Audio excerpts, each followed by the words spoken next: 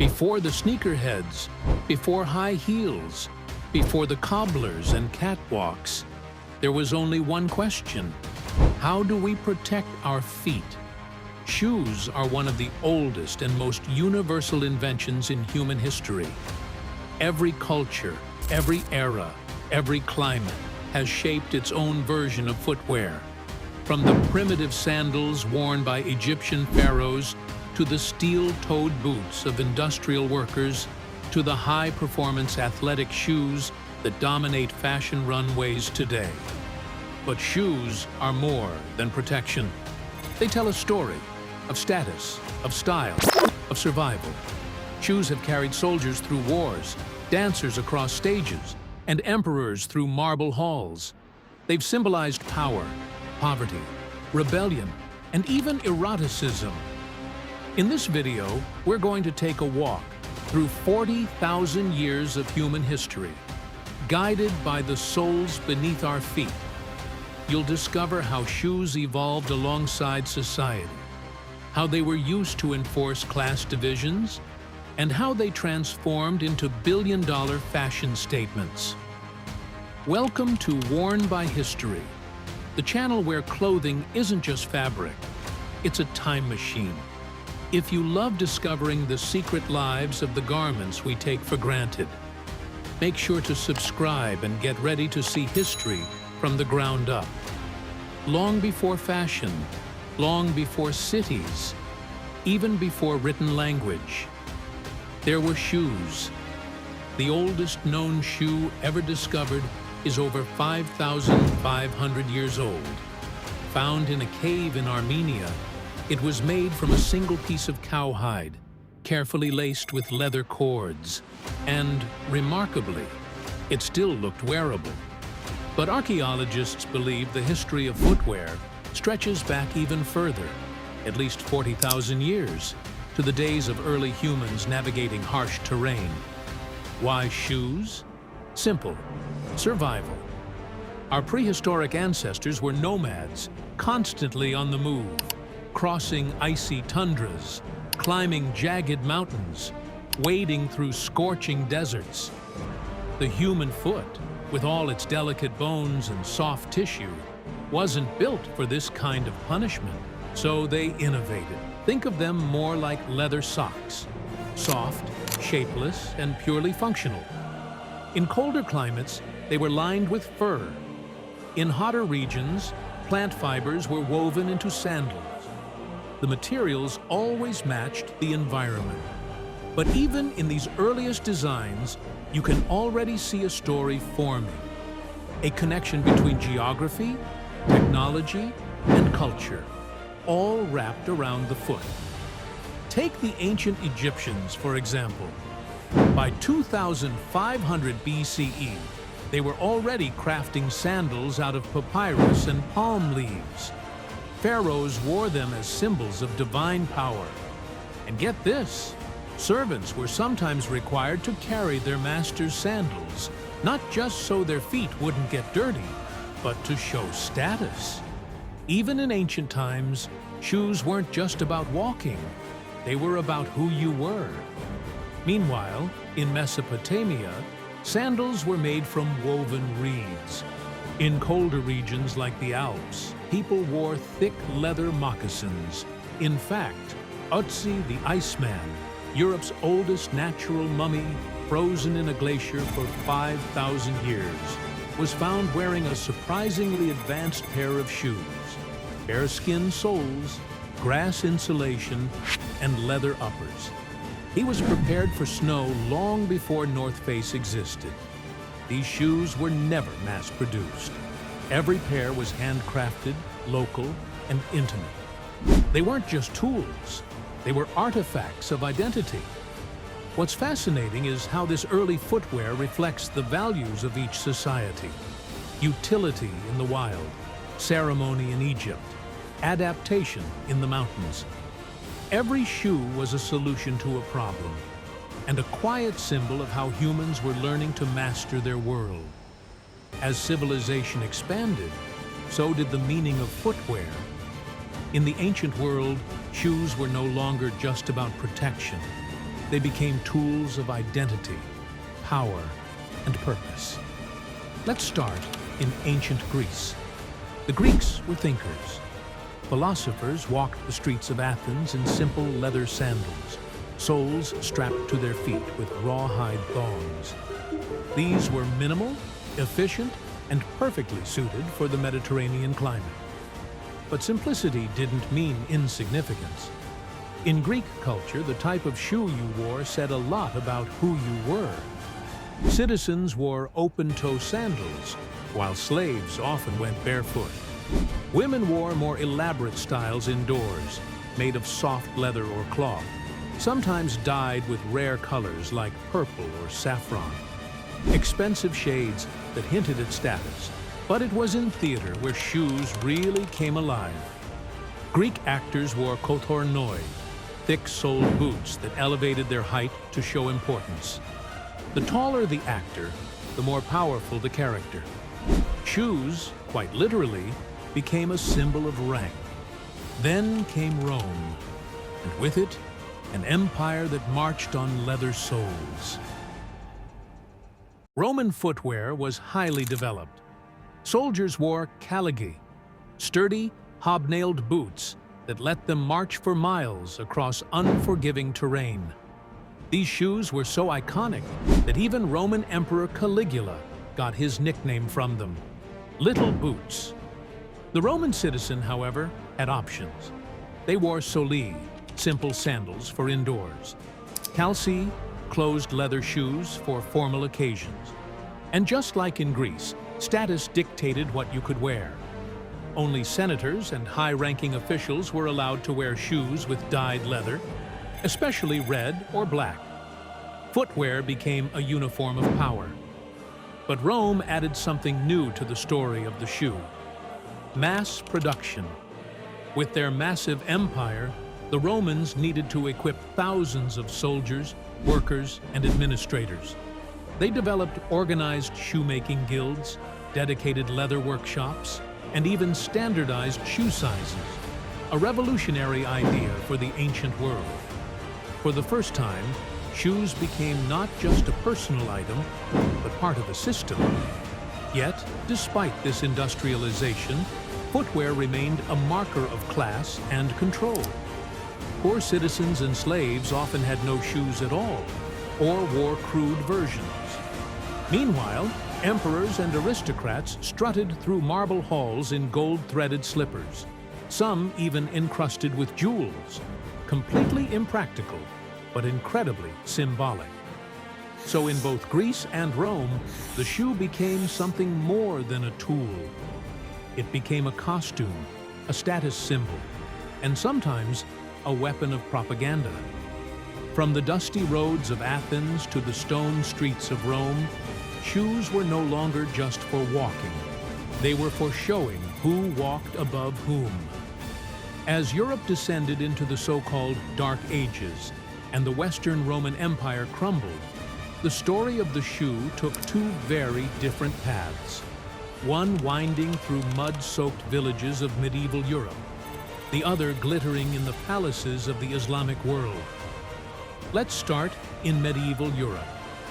From the 5th to the 15th century, much of Europe's shoe innovation stalled.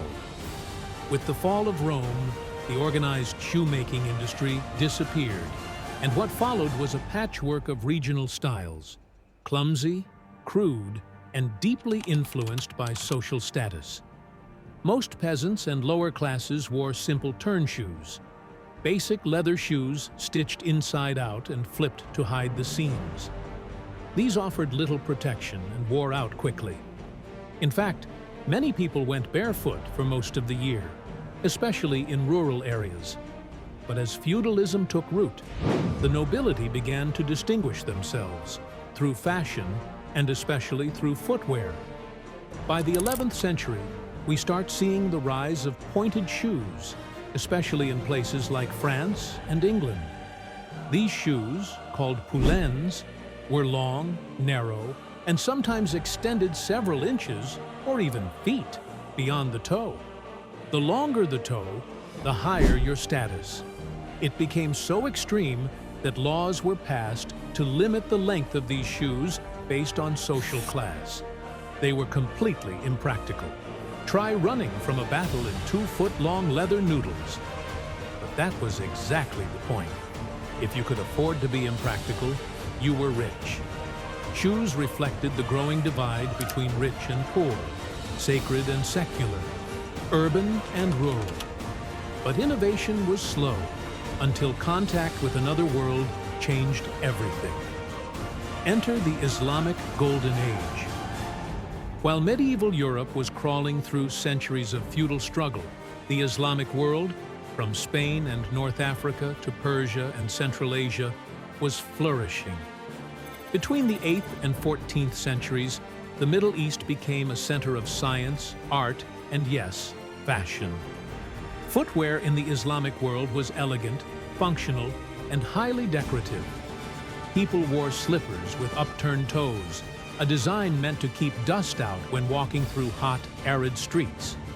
These were often made of soft leather or woven textiles and richly embroidered with gold, silver, or colorful threads. Even common folk had access to better crafted shoes than many European nobles. One famous style was the babouche, a backless slipper that could be easily slipped on and off, perfect for the culture of hospitality and prayer, where shoes were removed frequently when entering homes or mosques. Shoemaking was a respected craft. Cities like Baghdad, Damascus, and Cordoba had bustling markets with dedicated leather souks and specialized artisans. Shoe styles varied by region, but what united them was an emphasis on refinement and geometry, deeply connected to Islamic aesthetics. Even in the military, Islamic footwear was often superior. Warriors wore reinforced boots with intricate stitching and flexible soles. Nomadic tribes like the Turks and Mongols brought their own boot-making traditions into the Islamic world, creating a fusion of design that was both beautiful and battle-ready. The Islamic world also preserved and translated Greek and Roman knowledge, including leatherwork techniques lost to medieval Europe. Through trade and conflict, especially during the Crusades, these ideas began to seep back into Europe, reawakening a forgotten appreciation for quality and design. So while Europe's shoes were tangled in mud and hierarchy, the Middle East was innovating with artistry and science. This contrast between West and East wasn't just about style.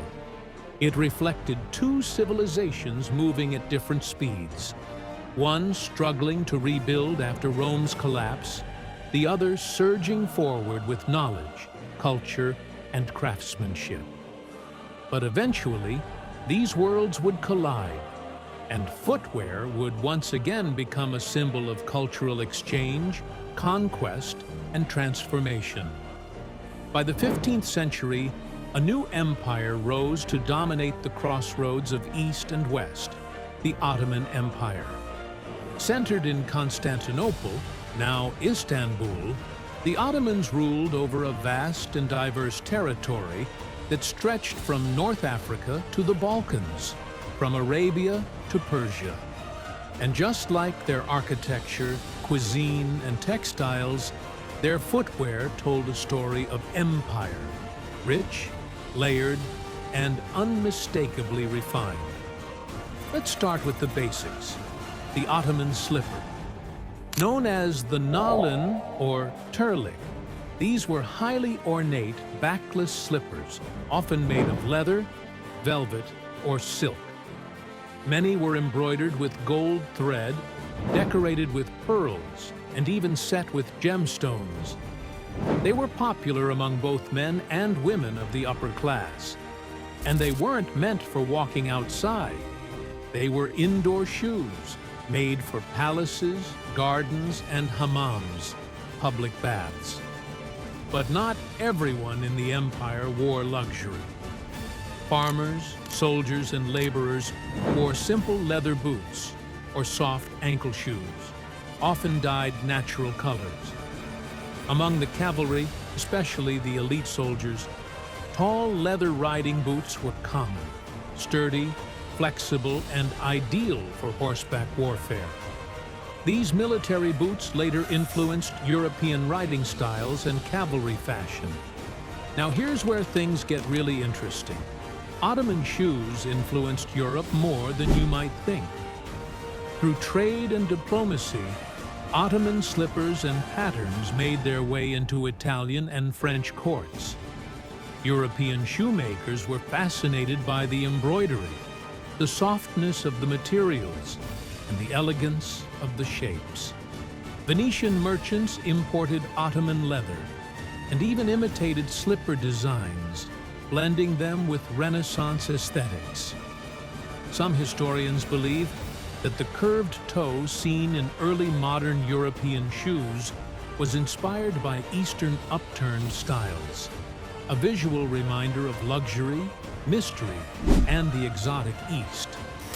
In women's fashion, the idea of high platform shoes, like the Venetian chopines, also has Ottoman echoes. These shoes were worn by aristocratic women in both worlds, towering above the ground as if to say, "I don't need to walk far, others walk for me." Meanwhile, in the Ottoman world, the strict divisions between indoor and outdoor shoes reflected cultural values of cleanliness, privacy, and ritual. Removing one's shoes before entering a mosque or home was not just custom, it was sacred. And let's not forget the symbolic power of shoes in Islamic tradition. There are countless stories, proverbs, and poems from the Ottoman period in which a shoe represents humility, journey, or even divine favor. To gift a pair of shoes could mean honor or servitude. To place someone's shoe above their head was a deep insult. Shoes, like words, carried meaning beyond their soul. So while the West was experimenting with heels and pointed toes, the Ottoman Empire was perfecting the art of comfortable opulence, blending function, fashion, and faith into every step. And as the two worlds continued to interact, compete, and inspire one another, a new chapter in footwear was waiting just around the corner. One stitched together by global trade, colonial ambition, and the rise of fashion as an industry.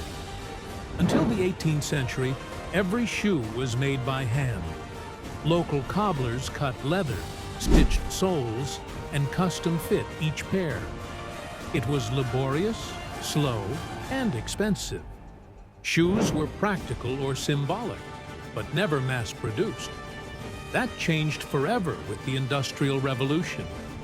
By the early 1800s, new technologies were transforming every aspect of life. Steam engines, mechanized looms, from prehistoric hide wrappings to AI-designed sneakers. The shoe has walked every step of humanity's journey. It's protected us, elevated us, defined us, and sometimes even restricted us. We've seen how shoes reflect society. Sandals of pharaohs, boots of empires, slippers of sultans, heels of protest, sneakers of rebellion. But if there's one thing history teaches us, it's that shoes are never just about the foot. They're about who we are, where we've been, and where we're going.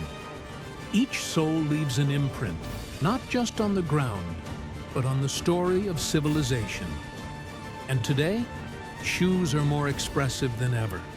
They're designed not only for style, but for performance, sustainability, comfort, and identity. They adapt to gender, culture, politics, and even climate. We 3D print them, customize them, collect them. We wear them to run marathons, to graduate, to protest, to get married, and sometimes just to feel like ourselves. The next shoe you lace up or slip on isn't just footwear. It's a piece of history, continuing the journey. This has been worn by history. where clothing isn't just what we wear, but how we got here. If you enjoyed walking through time with us, give this video a like, leave your thoughts in the comments, and don't forget to subscribe. We've got more untold fashion stories coming your way, because every thread, every stitch, and every step has a story.